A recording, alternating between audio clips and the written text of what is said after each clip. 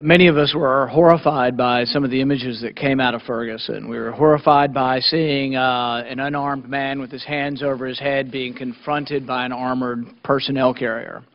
We're horrified by seeing an unarmed man with his hands over his head being confronted by a man with a drawn assault weapon. We're horrified by images of tear gas being shot into the yards of people's personal homes who were protesting. One of the fundamental things about America is dissent and the ability to have dissent. And it needs to be peaceful. There needs to be repercussions for people who do not act in a peaceful way.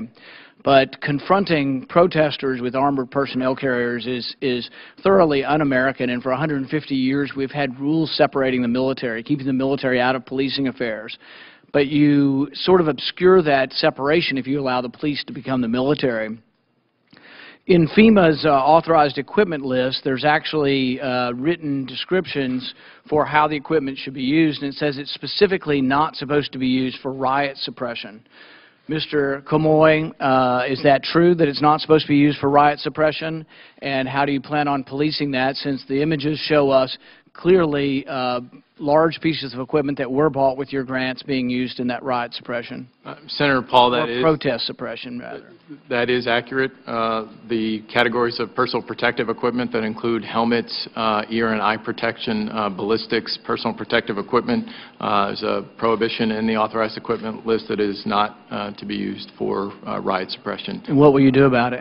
We're going to follow the lead of the Department of Justice's investigation about the facts. We're going to work with the state of Missouri to determine what pieces of equipment were grant funded, and then we have a range of remedies available to us should there be any finding of non-compliance with those requirements.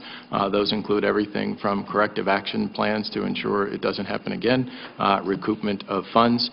So we'll look very closely at the facts, but we're going to allow the investigation to run its course and determine what the appropriate remedy is.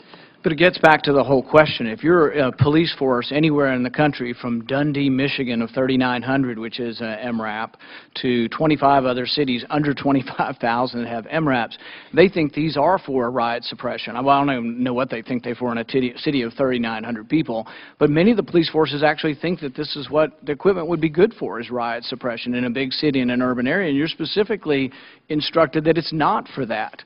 And we've talked about, we've had maybe 2 instances of terrorism. We spend billions and billions of dollars and maybe 2 instances of terrorism.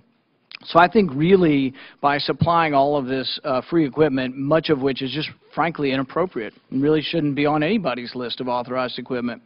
Mr. Estevez, in the NPR investigation of the 1033 program, they list that 12,000 bayonets have been given out. What purpose are bayonets being given out for? Senator, bayonets are available under the program. I can't answer what a local police force would need a bayonet I can for. give you an answer: none. Okay. So what's President Obama's administration's position on handing out bayonets to the police force? It's on your list. You guys create the list. You're going to take it off the list. We're going to keep doing it. We are going to look at what we are providing under the administration's review of all these programs. So it's unclear at this point whether President Obama approves of 12,000 bayonets being given out. I would think you can make that decision last week. I think we need to review all the equipment that we're providing, Senator. And as I said, we, the Department of Defense, do not push any of this equipment on any police force. The states decide what they need.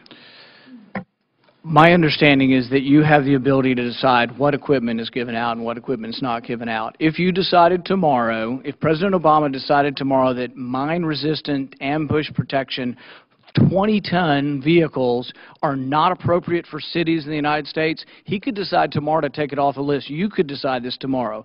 My question is, what is the administration's opinion on giving out mine-resistant ambush protection 20-ton vehicles to towns across America? Are you for it or against it? Obviously, we do it, Senator. We're going to look at that. I will also say that I can give you anecdotes where mine-resistant ambush protected vehicles have protected police forces in shootouts. But we've already been told they're only supposed to be used for terrorism, right? Isn't that what the rule is? Our rule is for counter-drug, which could have been the shootout. I'd have to look at the incident. counter narcotics, counterterrorism. I guess the point I wish to make is that these are fairly simple problems, and common sense applied years ago, we could have fixed these. We're going to maybe fix them, although I have my doubts because I've seen rarely anything ever fixed in government. But I would say that we're now responding to a tragic circumstance, in Ferguson to do this. But I think that I find these decisions to be very easy to make. You just shouldn't be giving out mine-resistant vehicles. Bayonets, there's no excuse.